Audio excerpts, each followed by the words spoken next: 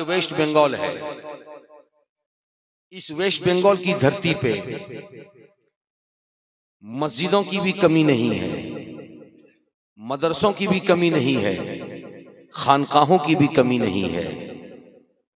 और हम मुसलमानों की शान 3 चीजों से उजागर होती है।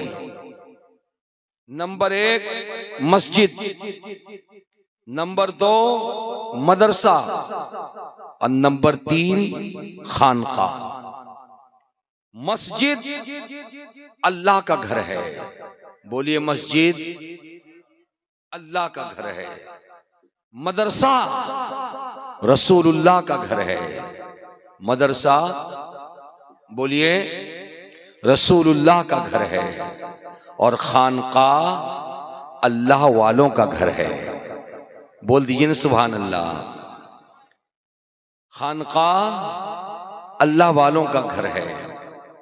हजरात, इन तीनों चीजों से, तीनों घरों से जिसका कनेक्शन मजबूत हो गया उसका ईमान मजबूत हो गया। बोल दीजिए ना सुभान अल्लाह। जिसका इन तीनों घरों से कनेक्शन मजबूत हुआ उसका ईमान मजबूत, उसका ईकान मजबूत, उसका इस्लाम मजबूत, उसकी नीयत मजबूत, उसके इरादे मजबूत और उसका खुलूस मजबूत, उसकी मोहब्बत मजबूत। और 3 घरों में से किसी एक घर से अगर रिश्ता कम हो गया तो फिर ईमान में कमजोरी पैदा हो जाती है। हजरात, इस बात को मैं आपके सामने रखूं और आपकी नूर भरी आंखें पूरे हिंदुस्तान की तरफ जाती हैं तो आप देखते हैं अजमेर मुअल्ला गरीब नवाज का आस्ताना है। कचौचा मुकद्दसा सरकार मखदूम पाक का आस्ताना है। बरेली शरीफ सरकार आला हजरत का आस्ताना है। मारहरा मुतहरा सरकार सैयदी शाह बरकतुल्लाह का आस्ताना है।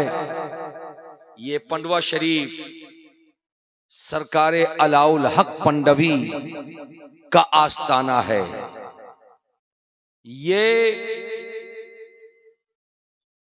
अखी सिराजुद्दीन अखी आईने हिंद, क्या जगह का नाम क्या है?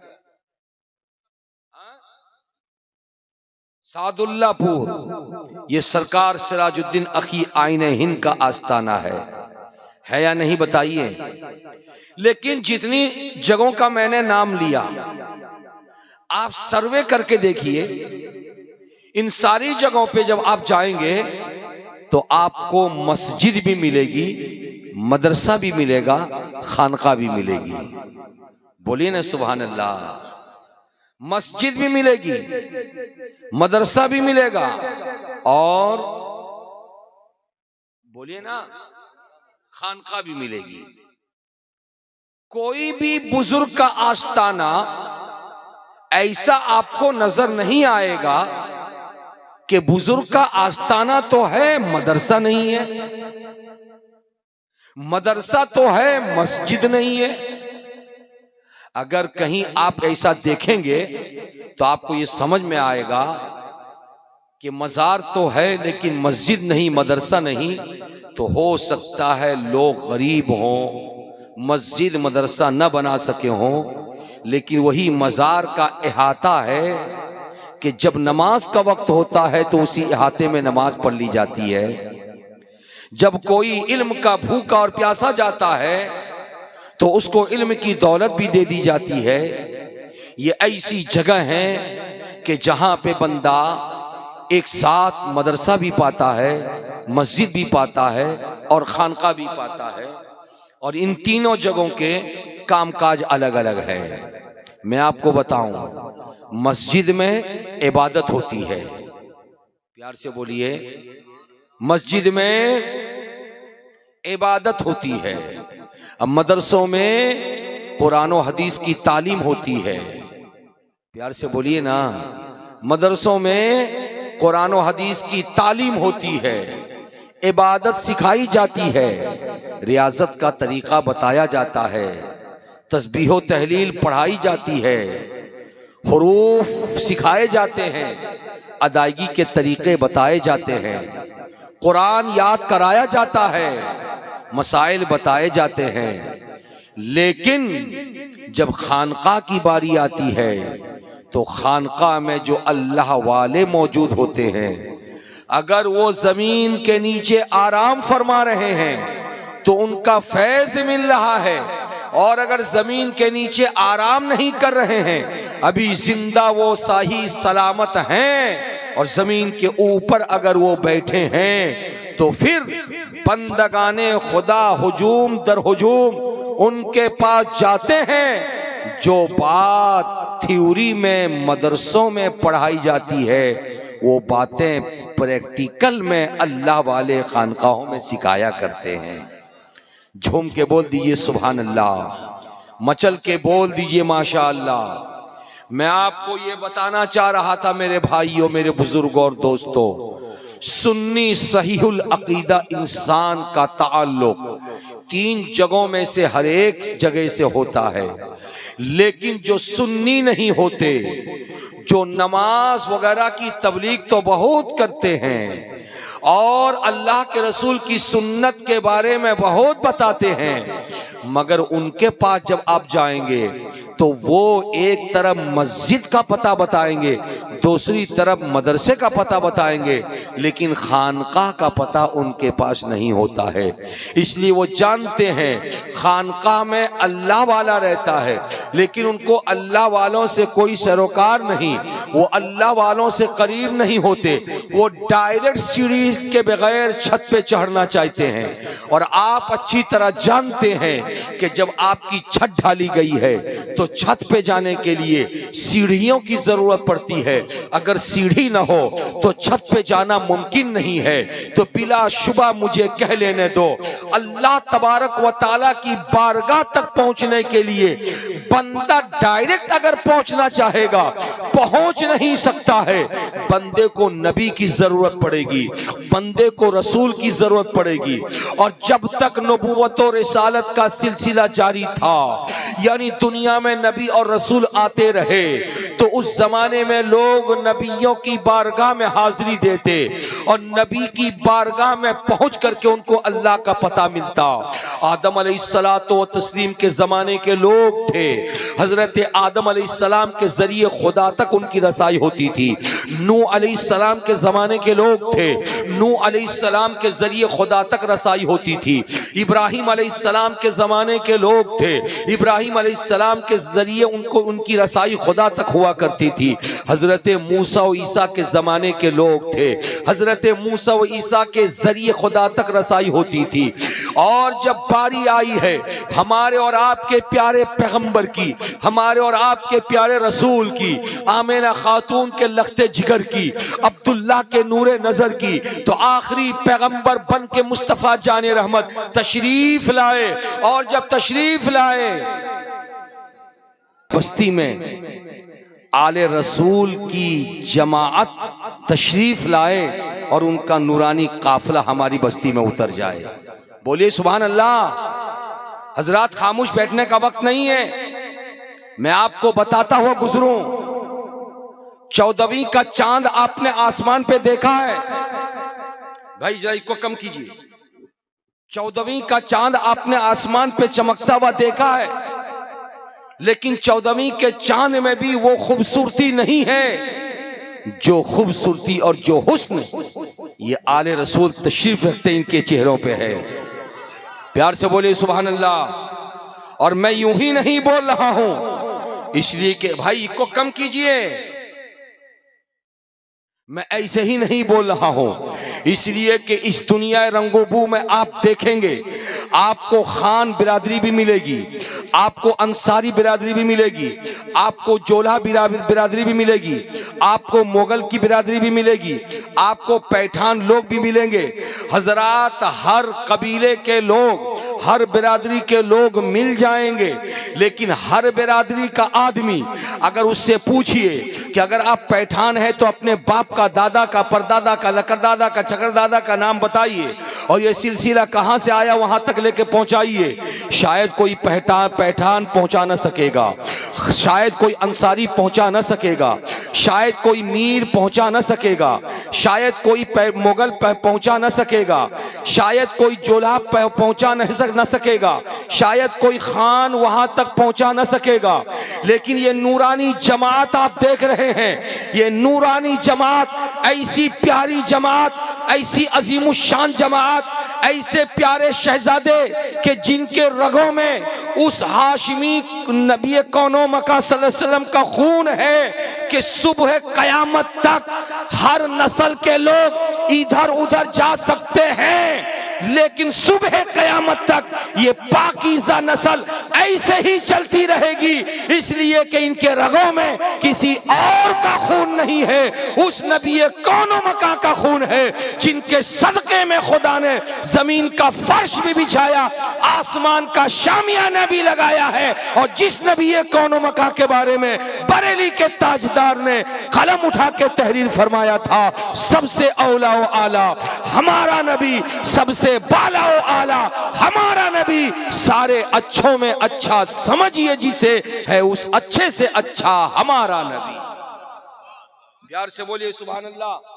मामून बाबू मोबाइल रख दीजिए, आज का ये वक्त मोबाइल चलाने का पेरने का नहीं है, माइक लीजिए।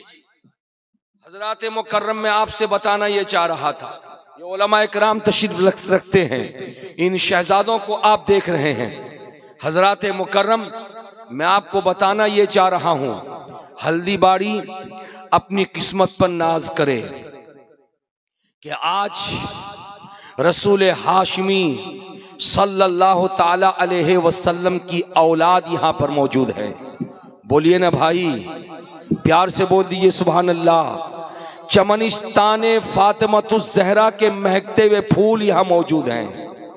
हजरात वैसे तो इन शहजादों को अगर आप देखें तो इनका ताल्लुक और इनका कनेक्शन यूपी की धरती से है, लेकिन ये बंगाल वालों की किस्मत है कि यूपी में इनका कबीला रहता है, इनका खानदान रहता है, लेकिन बंगाल अपनी किस्मत पर नाज करे।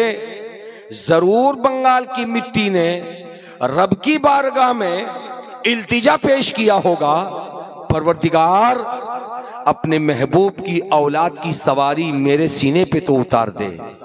बोलिए ना भाई सुभान अल्लाह। अपने महबूब की औलाद की सवारी मेरे सीने पे तो उतार दे। और दिल से जब बात निकलती है तो असर रखती है।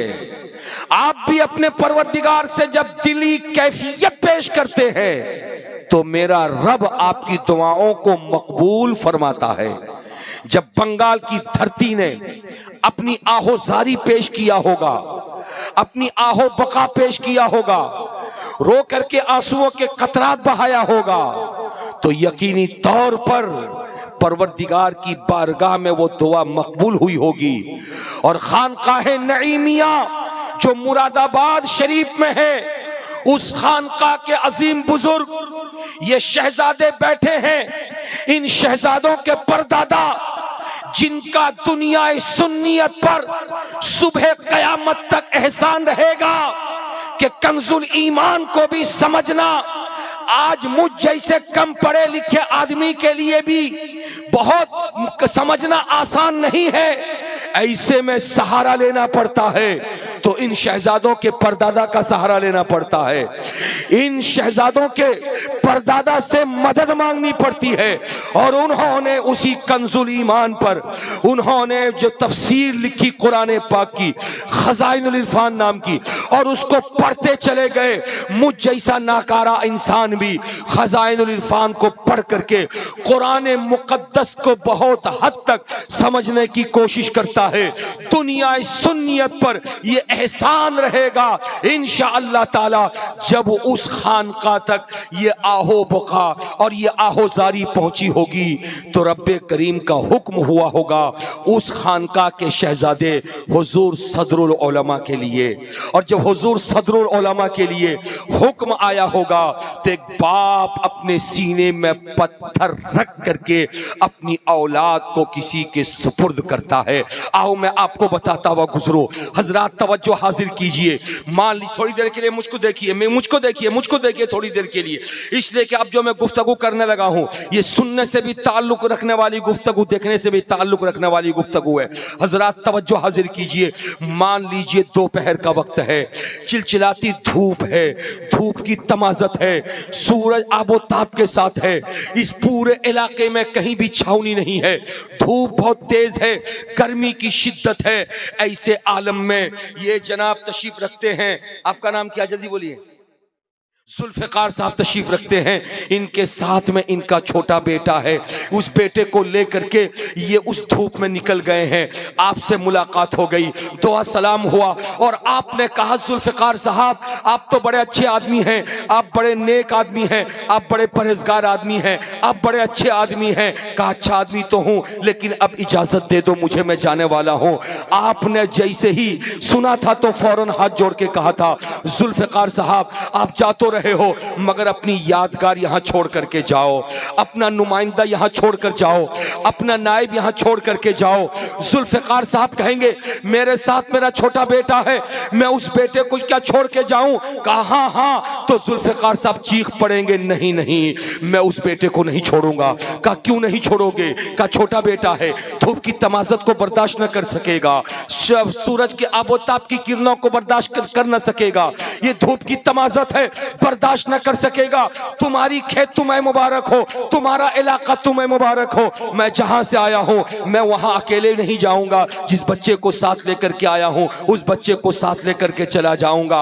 आप देखते रह गए, आने वाले जुल्फ़िकार अपने बच्चे को वापस लेकर के चले गए।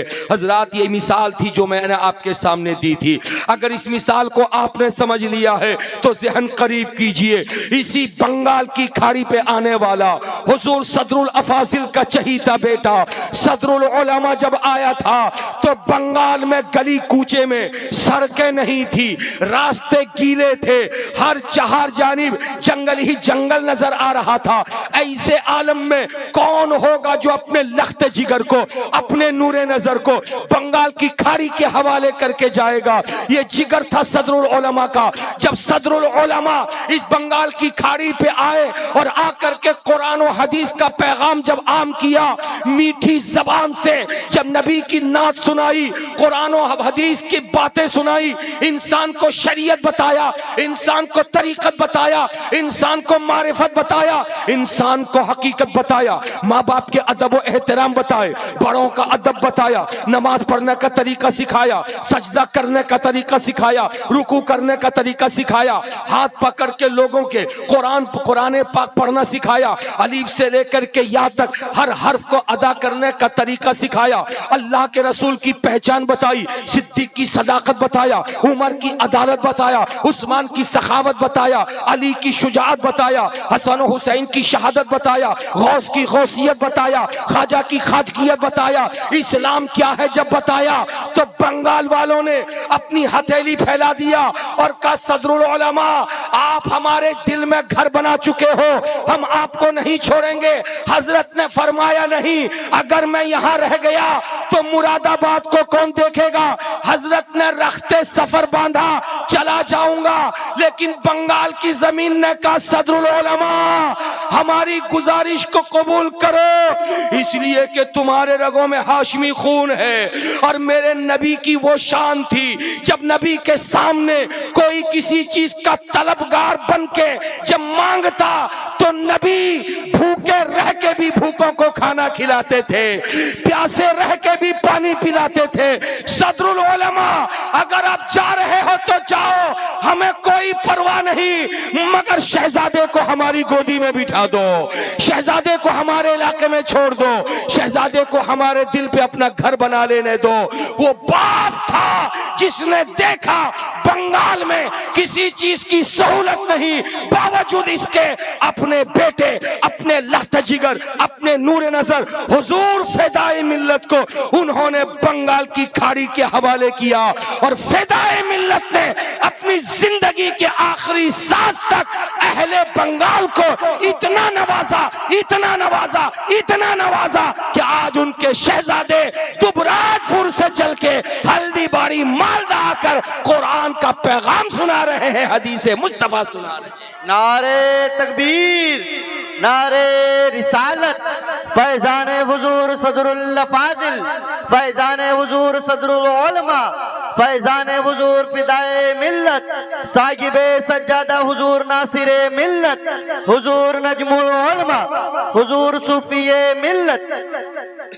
प्यार से बोलिए सुभान अल्लाह, झूम के बोलिए माशा अल्लाह।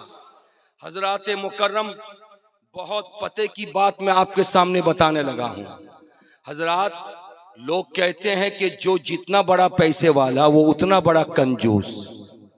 ये उर्फे आम में बोली जाने वाली बात है, लेकिन इसके बरअक्स आओ जरा सा मेरे नबी की जिंदगी को देखो। बोलिए ना प्यार से सुभान अल्लाह, झूम के बोलिए माशा अल्लाह। मेरे प्यारे नबी की जिंदगी को देखो। मुस्तफा जाने रहमत प्यारे नबी सल्लल्लाहु ताला अलैहि वसल्लम मदीनतुल मुनव्वरा में तशरीफ रखते हैं। गरीबी का ये आलम है कि जंग के मैदान में, जंगे खंदक के मौके पर साहबी रसूल ने आकर अर्ज किया, या रसूल अल्लाह, भूख से निढाल हो चुका हूं, अब मुझसे जमीन की खुदाई का काम नहीं हो पाता, पेट पे पत्थर बांधे हुए हूं। कौन है इनका ताजदार? सुनकर रोने लगा। मेरे नबी की आंखें अश्कबार हो गईं। इरशाद फरमाया, मेरे साहबी, अगर भूख से तुम निढाल हो गए, तुमसे हथियार नहीं उठते जमीन खोदने के लिए, पेट पे तुमने पत्थर बांधे, तो तुम अपने नबी को देखो। ऐसा नहीं है कि तुम्हारा नबी खा पी कर शिकम सैर होकर आया हो। शिकम अतहर से नबी ने कपड़े उठा दिए। अल्लाह अल्लाह, कपड़ों का उठना था। साहबे रसूल रोने लगे कि मेरे पेट पे तो एक ही पत्थर है, मगर नबी कौनो मकान ने अपने पेट में दो दो पत्थर बांध रखे हैं। अल्लाह अल्लाह अल्लाह, यह है मेरे नबी की जिंदगी, यह है मेरे नबी की जिंदगी। लेकिन बावजूद इसके कुरान में अल्लाह ने फरमाया, इन्ना आतैना कल कौसर, हमने महबूब को कौसर अता कर दिया, सारी दुनिया का खजाना दे दिया। ऐसे हालात में एक औरत है जो नबी की बारगाह में चादर पेश करती है, और जब चादर पेश किया, बड़ी खूबसूरत चादर, मेरे नबी कौनो मकान ने अपनी गर्दन शरीफ पे चादर रख लिया।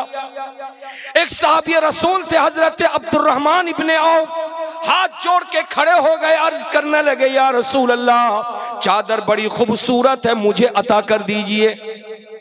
मेरे नबी ने सुना, गर्दन शरीफ से चादर उतारी और हजरत अब्दुर्रहमान इब्ने औफ के हवाले कर दिया। अभी वो चादर लिए ही थे कि साहबा इकराम बोल पड़े, अब्दुर्रहमान आपने क्या किया?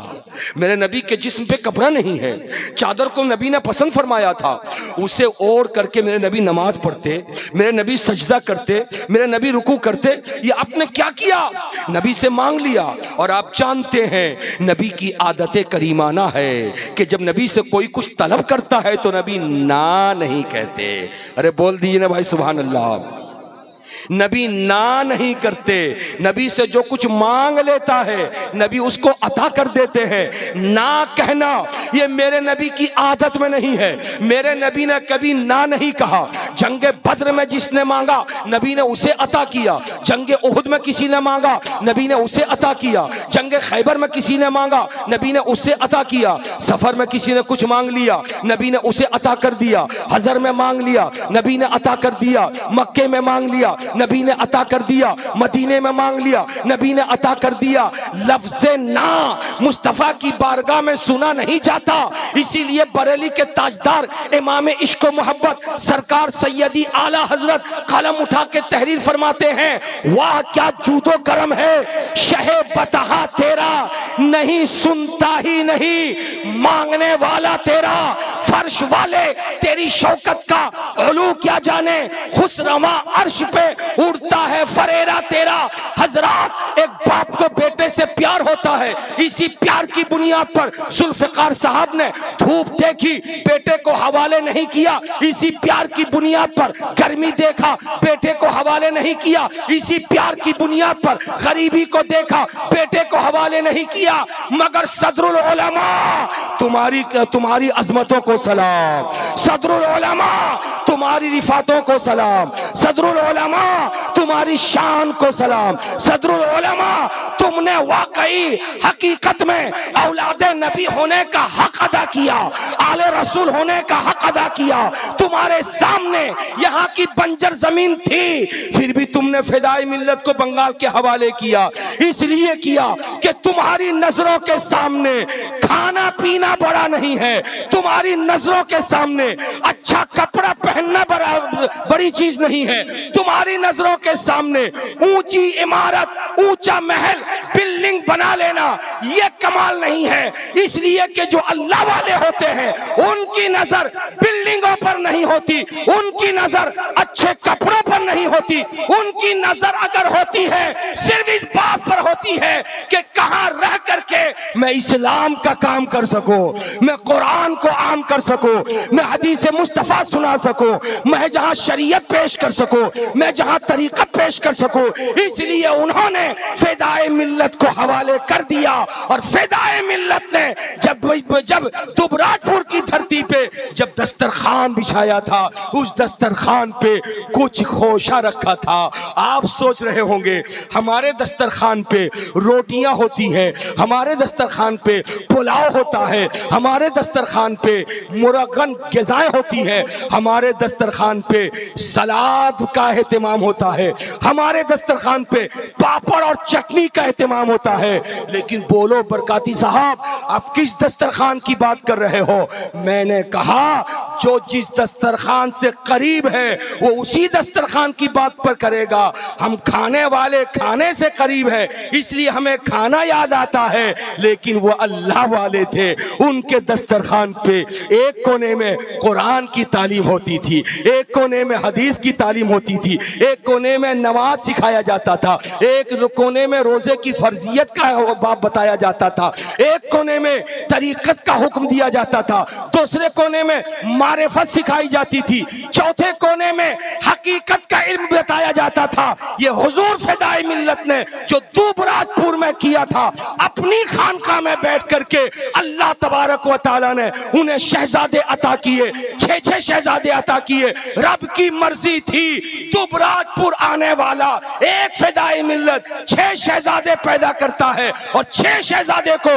अल्लाह ताला इतना बड़ा बनाता है, इतना काबिल बनाता है कि शहजादे भारत में फैल जाते हैं। बड़े हुजूर नासिर मिल्लत हैं, झारखंड को आबाद किए हुए हैं और हुजूर नजमुल उलमा के हिस्से में अल्लाह ने बंगाल के मालदा की धरती को लिख दिया और आज इंशाअल्लाह ताला उसका बुनियादी काम होगा नजमुल उलमा। जो काम तुम्हारे बाबा ने दुबराजपुर में किया, जो काम तुम्हारे दादा सदरुल अफा सदरुल उलमा ने मुरादाबाद शरीफ में किया, जो काम तुम्हारे परदादा ने हुजूर सदरुल अफाजिल ने मुरादाबाद शरीफ में किया, अब वही काम तुम्हें बैठ करके बंगाल की धरती पे मालदा की सरजमीन पर हल्दीबाड़ी में बैठ करके करना है। इंशाअल्लाह जो काम यहाँ होगा उसकी खुशबू पूरे बंगाल को मुअत्तर करती हुई नजर आएगी। नारे तकबीर, नारे रिसालत, फैजान हुजूर सदरुल फाजिल, फैजान हुजूर सदरुल उलमा, फैजान हुजूर फिदाए मिल्लत। हजरात, तो आपने इतनी बातों से क्या समझा? अब तक जब हुजूर नजमुल उलमा, हुजूर सैयद निजामुद्दीन नजमुल उलमा, जो हुजूर फिदाई मिल्लत के दूसरे साहिबजादे हैं, जिनके रगों में हाशमी खून है, जब वो यहाँ तशरीफ लाते हैं तो आप अपने घर ले जाते हैं। हुजूर चलिए जरा दुआ कर दीजिए, हुजूर बैठ जाइए। और मैंने अपने माथे की आंखों से देखा, ये भाई हमारे जिनके मकान पे इससे पहले भी मैं आया था और आज भी आकर के मैं देखा कि चाहने वालों की, इल्म सीखने वालों की, दुआ लेने वालों की, दुआ कराने वालों की भीड़ लगी रहती है, लेकिन जगह तंग हो जाती है, जगह तंग हो जाती है। कभी कभी ये शहजादे सोचते होंगे और रब की बारगाह में दुआ करते होंगे, परवरदिगार इतनी वसी और अरीज जगह दे दे कि एक साथ तेरे बंदे सैकड़ों की तादाद में बैठें और हम हर एक को नवाज दें। झूम के बोलिए सुभान अल्लाह। और ये दुआ मकबूल हुई अल्लाह की बारगाह में। और वो दिन आ गया भाई, मौलाना गुलाम यासीन साहब एक तू दाड़ा हजरात, वो दुआ मकबूल हुई। और जब मकबूल हुई तो वो साथ और वो घड़ी आ गई कि आज के दिन इंशाअल्लाह ताला इसी हल्दीबाड़ी की सुनहरी वादी में एक खानका की अजीम बुनियाद रखी जाएगी। अरे बोलो ना भाई।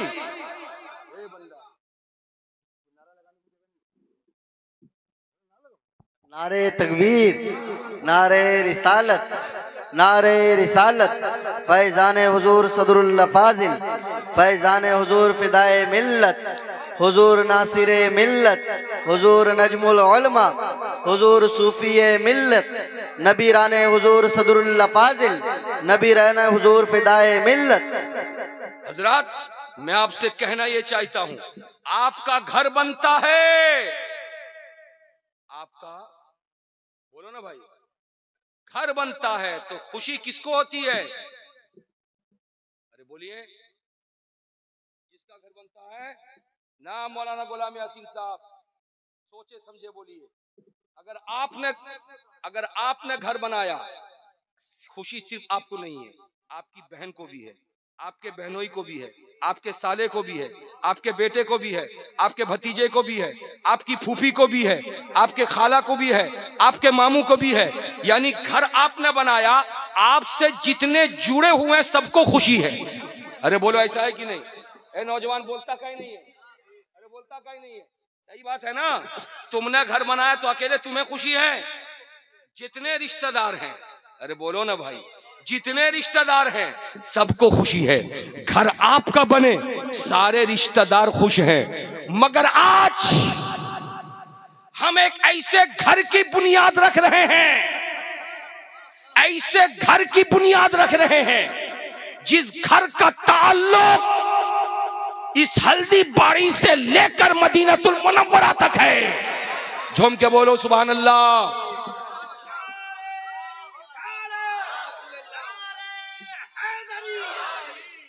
झूम के बोलिए, प्यार से बोलिए। आपका घर आपका है, इसलिए खुशी आपको है, आपके रिश्तेदारों को है। मगर जो घर आज हम बना रहे हैं वो घर हुजूर सदरुल उलमा का घर नहीं है, वो घर हुजूर सदरुल अफाजिल का घर नहीं है, वो घर हुजूर फिदाई मिल्लत का घर नहीं है, वो घर हुजूर नासिरे मिल्लत का नहीं है, वो घर हुजूर नजमुल उलमा का नहीं है, वो घर हुजूर सूफिये मिल्लत का घर नहीं है, वो घर इन शहजादों का घर नहीं है। वो घर किसका है?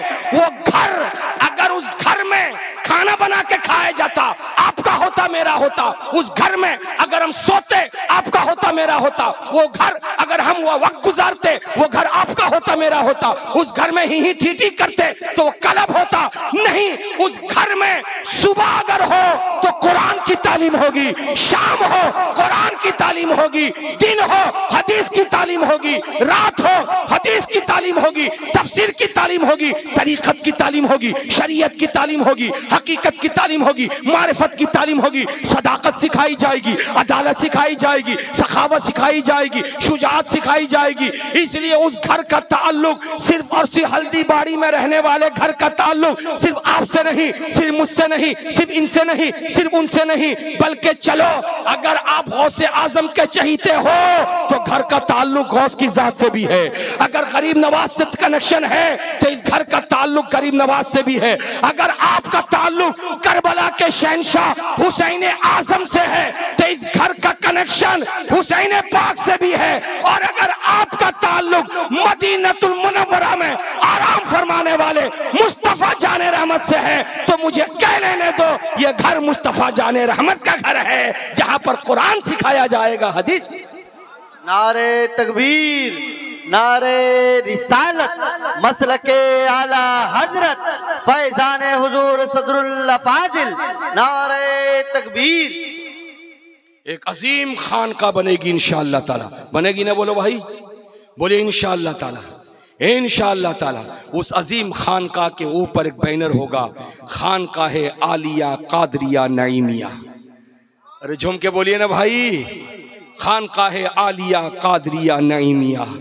उस खानका के अजीम बोर्ड पे जब ये नाम दर्ज होगा तो एक गरीब भी होगा, उस घर से मोहब्बत करेगा, एक अमीर होगा, उस घर से मोहब्बत करेगा, मस्जिद का इमाम होगा, उसको भी मोहब्बत होगी, मस्जिद का मुक्तदी होगा, उसको भी मोहब्बत होगी, एक औरत होगी, उसे भी उस घर से मोहब्बत होगी, एक मर्द होगा, उसे भी उस घर से मोहब्बत होगी। इसलिए कि खानका किसी एक की नहीं होती, खानका होती है तो अल्हम्दुलिल्लाह अल्लाह वालों की होती है, अल्लाह के रसूल की होती है, जहाँ कुरान हदीस सिखाई जाती है, मुस्तफ़ा जाने रहमत की जिंदगी और सीरत तैयबा पर गुफ्तगू हुआ करती है। और जब जब हुजूर नजमुल उलमा दुबराजपुर से इस हल्दीबाड़ी पे तशरीफ लाएंगे तो खानका का ताला जब खोल करके हजरत दाखिल होंगे, पूरे इलाके में एक चर्चा होगा कि रसूलुल्लाह का शहजादा आया है, रसूलुल्लाह का शहजादा आया है। फिर लोग आप हजरात जब तशरीफ लाएंगे तो याद रखो हजरात, जो आदमी कहीं जाता है, जिसके पास जाता उसके पास जो चीज होती है वही वो पेश करता है। लेकिन ये आले रसूल जब आएंगे तो क्या लेकर आएंगे? नबी के घर के बेटे हैं, नबी की बातों को लेकर के आएंगे, नबी की शरीयत लेकर आएंगे, तरीकत लेकर आएंगे, हकीकत लेकर आएंगे, मारिफत लेकर के आएंगे। हजरात मुकर्रम, इंशाअल्लाह ताला आज उस घर की बुनियाद रखी जाएगी। हजरात, बिल्डिंग बनाने में आसानी है? पैसा वैसा खर्च होता है कि नहीं होता है? अरे बोलिए ना भाई, होता है ना? तो अब ये बिल्डिंग बनेगी कैसे, ये घर बनेगा कैसे? जाहिर है